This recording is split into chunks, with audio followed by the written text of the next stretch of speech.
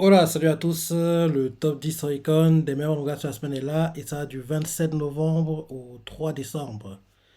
C'est parti. En dixième position, on a Hikaru ga Danatsu, tome 4. C'est les préventes parce que le tome il sort le 4 décembre 2023 et ce classement il va du 27 novembre au 3. Donc en gros, le tome est censé sortir le jour après la clôture de ce classement, quoi. Donc en gros, il est censé sortir le lundi. Donc en gros, il aurait dû apparaître normalement dans le classement de la semaine prochaine, mais il y a eu des préventes et en gros, Hikaru Gashin Danatsu, tome 4, prévente. Il a fait 20 908 ventes. Et là, actuellement, c'est pas vraiment sa presse implication. Donc, en gros, là, pour des préventes, c'est de bonnes ventes. Et c'est bon signe parce que, sachant que le tome 3, en première semaine, il avait fait 57 743 ventes en 3 jours. Là, tu vois clairement que ce tome-ci, logiquement, vu comment il est classé, il devrait battre en gros les ventes du tome 3 et logiquement, il devrait faire le record de vente de ce manga en première semaine la semaine prochaine, quoi. Donc, on reverra ça la semaine prochaine. Logiquement, la semaine prochaine, il devrait être dans le top 5 des meilleurs vendeurs de la semaine, à mon avis. Donc, pour des préventes, c'est bien, c'est bien. Et le fait qu'il est déjà en plus publié en France, c'est très bon signe. Et le fait qu'il soit publié aussitôt en France, ça me fait penser que oui, en gros, peut-être l'anime était en préparation, parce que le fait que Pika l'a récupéré aussitôt, c'est assez surprenant, quoi. En général, quand ils récupèrent un manga très très tôt, c'est parce qu'ils ont déjà en gros des news comme quoi, oui, anime en préparation, donc pour en gros anticiper l'anime, et comme ça, quand l'anime sort, les tomes sont déjà en vente, quoi, ils achètent en gros la licence plus tôt, entre guillemets. Donc là, 4 tomes seulement, déjà publiés en France, donc à mon avis, logiquement, on devra avoir une news comme quoi l'anime en préparation pendant l'année 2024. Ensuite, en 9 position, on a Blue Period, tome 15, et il a fait 21 419 ventes, c'est pour ça de vente à 114 268 ventes.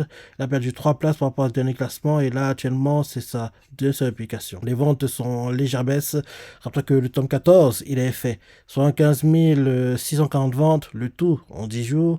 Là, ce tome-ci fait ses ventes en 12 jours. Et j'ai bien aimé la saison 1, l'animé, et j'espère vraiment qu'on aura une 2 parce que la 1 était très très bien et la 2 devrait être sympa si elle sort. Ensuite, en 8 position, on a Kofi and Vanilla, top 23, et il a fait 23 109 ventes. Son grand total vente à 50 394 ventes. Il a gagné 3 places pour passer dernier classement et là, actuellement, ça donne son application. Kofi and Vanilla, légère baisse dans les ventes. Rappelez que le tome 22, il a fait 56 225 ventes, le tout en 11 jours. Là, ce tome-ci fait ventes en 10 jours. Comme je dis à chaque fois que je vois le manga dans le top 10, il serait temps qu'il ait un animé. Parce qu'en plus, au Japon, il est adapté en light novel. Il a eu un drama. Donc, oui, c'est que c'est en gros un manga qui est plutôt intéressant, quoi. Donc, oui, il serait temps qu'il ait un animé, quoi. Il serait temps qu'il ait un animé, 23 tomes, un manga régulier dans le top 10. Chaque fois qu'il y a un tome, s'il n'apparaît pas en première semaine de publication, il apparaît en deuxième. Donc, oui, en plus, c'est publié en France. Donc, oui, il faut qu'il ait un animé. Il faut qu'il ait un animé. En plus, 23 tomes, il y a un truc à faire, quoi. Il y a un truc à faire. Ça poussera les ventes du manga en plus. Donc, ce serait vraiment bien que Kofi and Vanilla ait un animé. Ensuite, en 6 position, on a Fututante, tome 15. Et il a fait 26 618 ventes. Là, actuellement, ça presse à l'application. Légère baisse dans les ventes du manga après que le tome 14, il est fait 29 049 ventes, le tout en 3 jours. Là, ce tome-ci vente en 4 jours. Ensuite, en 6 position, la Chevalier Valkyrie, tome 20, et il a fait 29 690 ventes. Comme ça, de vente à 128 718 ventes. Il a perdu 3 places par rapport au dernier classement, et là, actuellement, ça donne sa application. Les ventes sont bonnes. Rappelez que le tome 19, il est fait 125 159 ventes, le tout en 11 jours. Là, ce tome-ci vente en 14 jours. Et bien sûr, l'animé, je suis à jour maintenant et j'aime beaucoup. Hein. J'aime beaucoup l'animé, je passe sur le Valkyrie. Ensuite, en 5 position, on a Enai, tome 2. Il a fait 35 508 ventes. Là, actuellement, ça presse l'application. Bonne vente pour le manga. Bonne vente, c'est la première fois qu'il apparaît dans le top 10. Rappelez que le tome 1, il est fait 22 451 ventes. Le tout en 3 jours. Là, ce tome-ci fait sa vente en 4 jours. Et forcément, tu comprends que les ventes du tome 2 sont le record pour le manga. Honnêtement, j'adorerais que quand Kagurabachi, qui a son tome 1 qui sort en février, j'adorerais beaucoup que Kagurabachi, dans sa première publication, il fasse dans les 20 000, 30 000, parce que actuellement, le fait qu'il est classé dernier dans la table de matière, quoi, ça ne veut pas tout dire, je sais très bien, mais en général, c'est pas bon signe quand t'es nouveau, quoi, que dès tes premiers chapitres, tu es classé parmi les derniers mangas à lire dans les tables de matière du Jump. C'est pas bon signe, donc j'espère vraiment que le manga aura de bonnes ventes et oui, qu'il fasse des ventes similaires à ce que fait actuellement NAI, quoi, un truc comme ça. Et logiquement, la situation va pas trop le gêner, il va pas annuler le manga. Ensuite, en quatrième position, on a One Piece, tome 107, et il a fait 36 136 ventes, donc ça vente à 1 397 351 ventes. La semaine dernière, il était quatrième, c'est surtout quatrième, et là actuellement c'est sa cinquième publication. 5 semaines d'affilée dans le top 10, c'est en gros dans les standards de One Piece.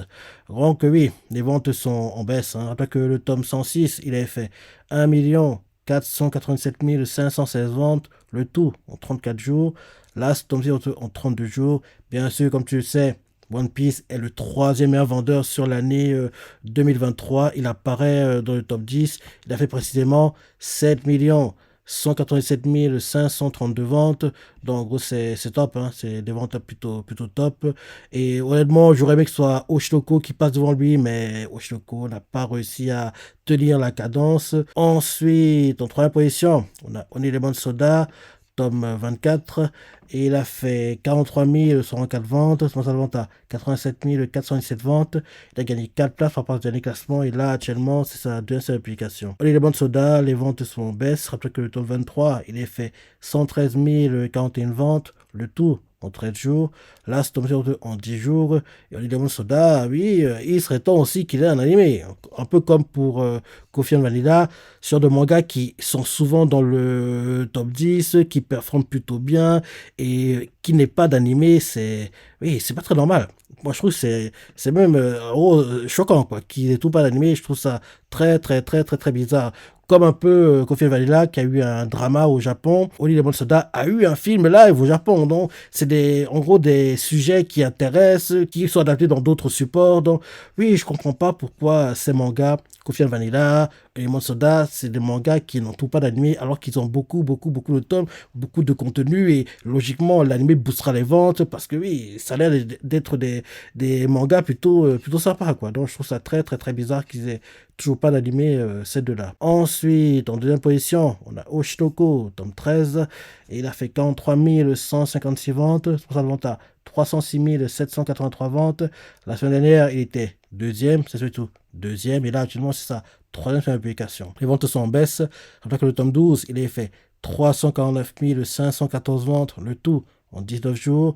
Là, c'est tombé en 17 jours. Et bien sûr, comme tu le sais, l'animé saison 2, tant attendu, arrive l'année prochaine. Et Oshinoko aussi était dans le top 10 annuel. Il a été classé quatrième. J'aurais aimé qu'il soit troisième, mais il n'a pas réussi à tenir la cadence de One Piece. Donc, il est classé quatrième.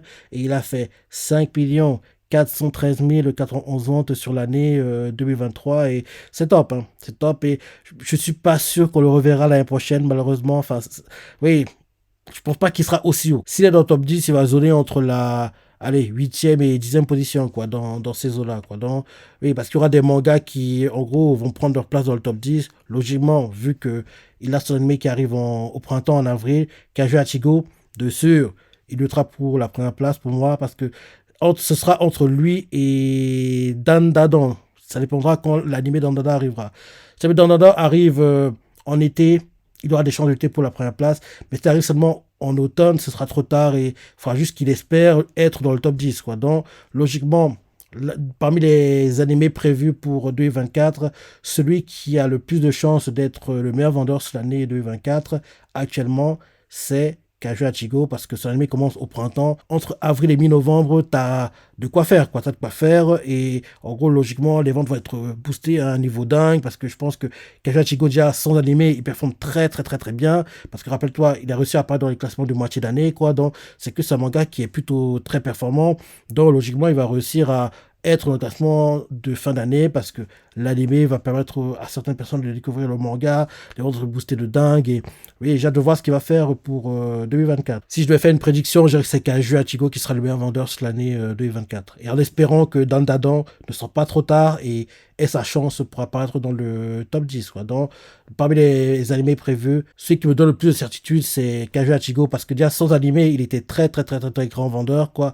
Avec animé, ce sera dingue. Quoi. Et logiquement, des mangas comme Soso no Free Run, Kusuya Otoigoto, qui performe très bien actuellement grâce à leur animé, quoi, réussiront à apparaître aussi dans le top 10 déjà de moitié d'année, en espérant le qui maintient la cadence et soit aussi dans le classement de fin d'année, quoi. Donc, on verra tout ça, oui, mai 2024, quoi. C'est encore dans longtemps, mais ça va vite arriver. Et enfin, en première position, on a Kingdom, top 70, et il a fait 43 424 ventes. Donc, ça vente à 419 417 ventes. La semaine dernière, il était premier, c'est surtout premier. Et là, actuellement, c'est sa troisième application. Kingdom, tant qu'il s'approche des 500 000 en 3 semaines, ça va, quoi. Sachant qu'en quatrième, il va dépasser le moment les 500 000, quoi. C'est le plus important. Non, les ventes sont bêtes, mais c'est pas trop inquiétant. Alors que le tome 69, il est fait 484 578 ventes. Le tout en 19 jours. Last Tom Steve se vente en 17 jours. Bien sûr, Kingdom a réussi à sauver sa place dans le top 10 parce que c'était chaud pour lui. Hein. Et justement, dans le top 10 annuel, il est classé 10e et il a fait sur l'année 2023 3 207 691 ventes, sachant que le 9e est Tokyo Avengers, et Tokyo Avengers n'apparaîtra pas dans le classement l'année prochaine parce que son cas est terminé. Et Tokyo Avengers a fait sur l'année 2023 3 218 117 ventes. Donc en gros, oui, il y a de grandes chances que Kingdom soit moins de la difficulté pour dans le top 10 l'année prochaine. Parce que dans le top 10, en gros, annuel, quoi, il y a en gros 2 mangas qui dessus ne pourront pas être dans le top 10 l'année prochaine. En gros, Slam Dunk qui en gros est entre guillemets une anomalie parce que les ventes qui le manga, en gros la réimpression du manga ont fait n'était pas très attendue honnêtement. Donc en gros Slam Dunk a réussi dans le top 10 et bien sûr Tokyo Revengers manga terminé, donc il apparaîtra plus dans le top 10 aussi. Donc en gros 2 places vont se libérer et en gros il y aura pas mal de mouvements et j'ai hâte de voir ce que donnera déjà le classement de moitié d'année et derrière en gros de fin d'année pour en gros le top Oricon, quoi. Ce sera sympa à suivre pour l'année 2024. Donc voilà le top 10 des mangas sur la semaine. Maintenant, pour le classement tout en confondu, en première position, on a Sosono Freerun avec 144 772 ventes. Deuxième position, on a Kusuya Goto avec 137 560 ventes. On voit clairement que oui, l'anime boost et c'est bien pour Sosono Freerun et Kusuya Goto. Troisième position, jusqu'à la scène, avec 91 029 ventes. En quatrième position, Oshiroko, avec 70 572 ventes. En cinquième position, Kingdom, avec 64 036 ventes. En sixième position, One Piece, avec 55 770 ventes. En septième position, Kusuya Goto, Speed-Off, avec 52 430 ventes. En huitième position, Element Soda, avec 45 838 ventes. En neuvième position, NAE, 40 504 ventes. Et deuxième position, je passe sur Valkyrie, avec 36 188 ventes. Et dans ce top 10, les mangas que vous animez ou pas, Solo Frère animé, Kusuya Goto animé, Jukatsu animé, Oshoku animé, Kingdom animé, One Piece animé, Kusuya Goto spin-off, ils devront en avoir un parce qu'ils performent trop bien pour ne pas en avoir un. Element Soda, il serait temps, je ne vais pas me plaindre. NAI, trop tôt, le manga vient à peine de commencer et bien sûr, Joshua Valkyrie, il a l'animé. Donc voilà le top 10, le top confondu, le top 10 de manga sur la semaine aussi. Ce que tu as pensé, les parties que tu as préférées, c'est surpris, ton ressenti, donne tes commentaires, like et salut!